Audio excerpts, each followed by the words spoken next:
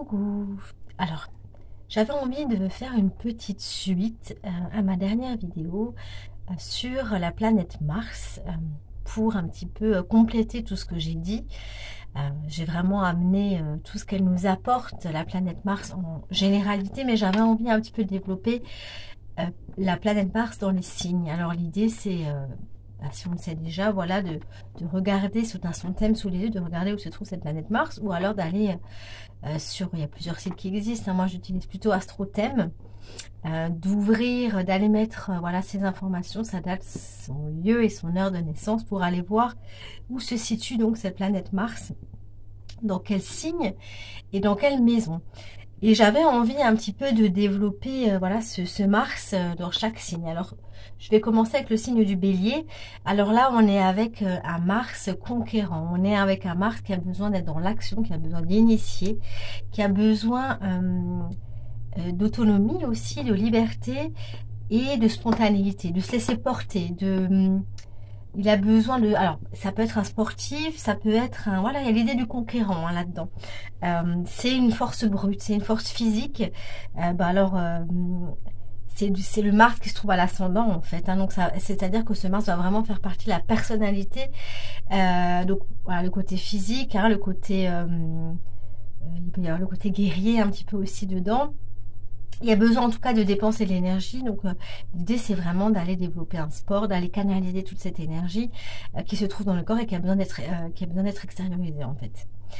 Si je passe au Mars Taureau, là on est plus dans un Mars travailleur, persévérant, qui a beaucoup de force en lui, beaucoup de ténacité aussi. C'est une énergie qui a besoin de concrétiser, qui a besoin de manifester, qui peut être quelqu'un qui peut être très manuel aussi.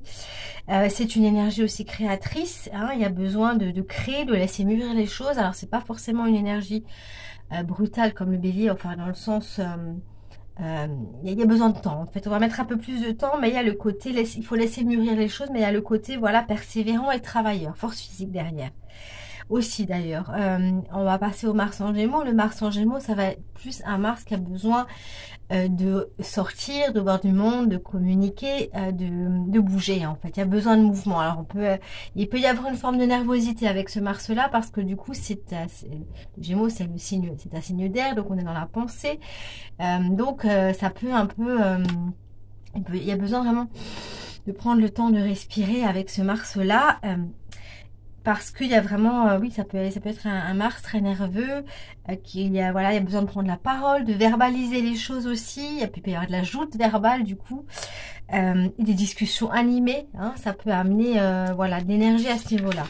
Si on part, en tout cas je vais finir avec le Mars Gémeaux, il y a besoin d'expérimenter, hein, de manifester, d'expérimenter, d'apprendre aussi de ces expériences. Ça peut être aussi une forme de rapidité dans les mouvements, hein. Donc quand je parle de nervosité, c'est quelqu'un qui bouge vite, qui s'adapte vite, en tout cas. Un Mars Cancer, là on est plus dans le signe d'eau, on est plus dans quelque chose de beaucoup plus vulnérable, de beaucoup plus lunatique. On peut changer d'humeur très rapidement, il peut y avoir une forme de colère aussi, on peut être un peu colérique quand ça va pas, parce que c'est vraiment relié aux émotions, hein, une forme de susceptibilité. Il y a besoin vraiment d'accueillir, d'accueillir les émotions, de les laisser circuler, parce qu'on peut être vite débordé par ces émotions en fait. Hein. C'est une énergie qui boue en fait. Et donc il y a le côté voilà, rumination du Cancer, on pense beaucoup. Il y a vraiment l'imagination aussi, la créativité qui a besoin d'être nourrie, qui a besoin de créer. Il y a besoin de créer aussi. Et il y a une forme d'énergie qui est vraiment là aussi pour se protéger, pour protéger les autres. Donc là on peut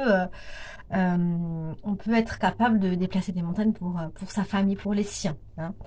Le Mars en Lion, alors là on est plus dans un Mars, alors c'est un Mars créateur aussi, mais d'affirmation personnelle. Donc un Mars qui a besoin de prendre la première place, il peut y avoir il peut y avoir la notion de chef aussi.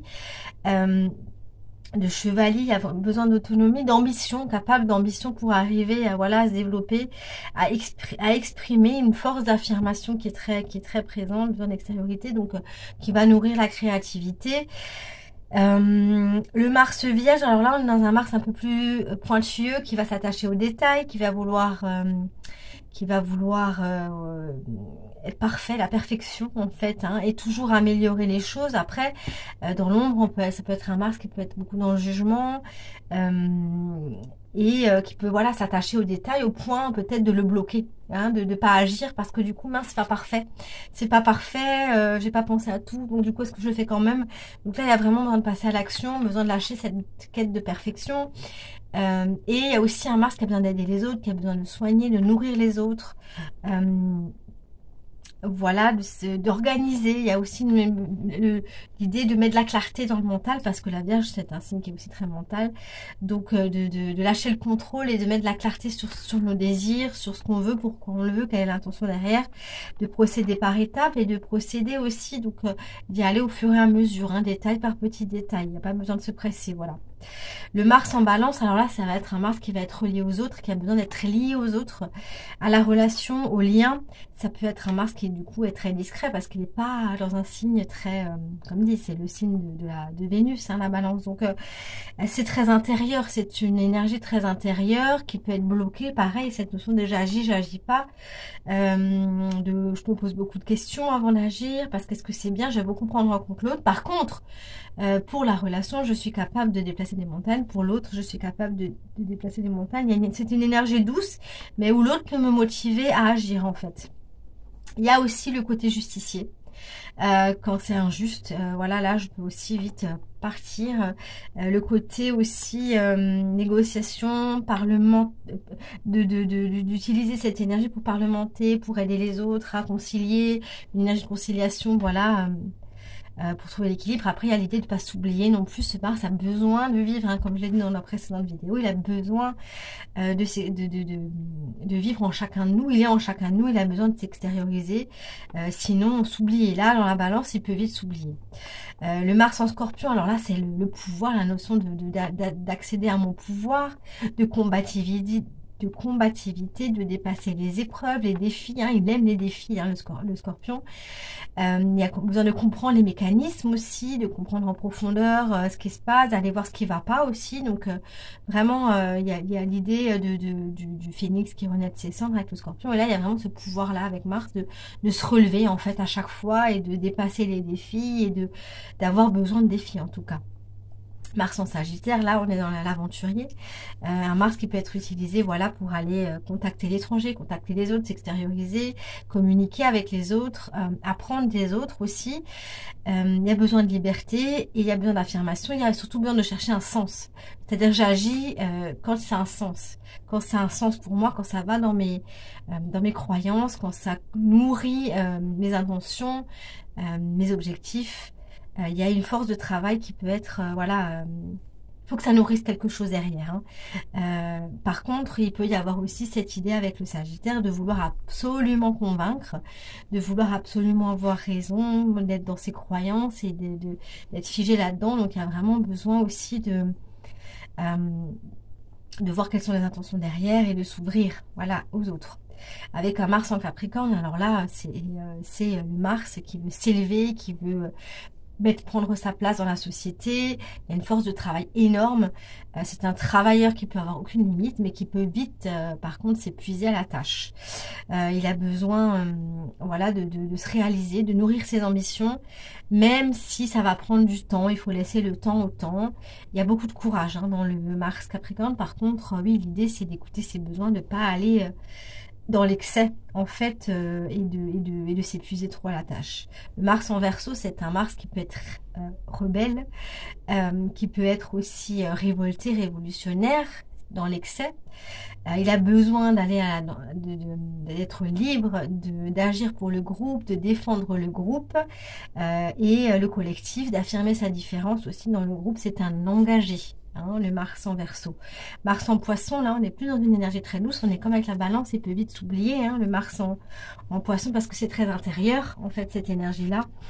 Et il peut y avoir la notion de fuite de l'action directe. Et on va chercher comment justement agir indirectement. Mais en même temps, comment soutenir l'autre, peut-être... il y a l'idée aussi d'agir quand même. Il y a l'idée d'agir quand même, mais il y a aussi de se sacrifier avec le Mars en Poisson. C'est une énergie qui peut vite se sacrifier pour les autres, prendre toute l'énergie des autres, comme ça, enfin, pas l'énergie des autres, toute la douleur des autres pour l'aider. Il y a vraiment l'idée là de d'un Mars qui peut s'extérioriser peut-être plus intérieurement, en laissant circuler. Il faut que ça circule en fait. Il faut que ça circule. Je pense que voilà, le Mars Poisson, c'est peut-être pour moi le plus difficile à appréhender. Il y a vraiment besoin de laisser circuler l'énergie là, de l'extérioriser peut-être dans des formes de méditation ou pour la ressentir en fait comme ce qu'elle est, une énergie en fait. Voilà. Ça peut être des sports très doux aussi, des choses un peu voilà, qui allient l'énergie du corps et l'énergie de l'esprit. Voilà, si vous avez envie de partager par rapport à tous ces Mars, comment ils se placent dans votre thème, c'est avec plaisir que je vous lirai et que je répondrai. Par rapport à mon actualité, je propose à partir de la semaine dernière, j'ai proposé le mardi matin de répondre à des questions. Si vous avez des questions par rapport à la guidance, par rapport à la voyance, n'hésitez pas sur les réseaux, sur Facebook et sur Messenger. J'ai mis en place voilà un espace pour ça. Et qu'est-ce que je peux vous dire aussi? Que j'ai proposé aussi un atelier au mois de mai pour parler de l'astrologie. Donc là, c'est en présentiel en Alsace. Et je vous remercie en tout cas de liker, de partager, de vous abonner. Moi, je suis toujours disponible pour toute analyse de thème, pour toute guidance, pour tout accompagnement avec les cartes, avec l'astro. Et puis, je vous dis à bientôt pour une prochaine vidéo. Merci.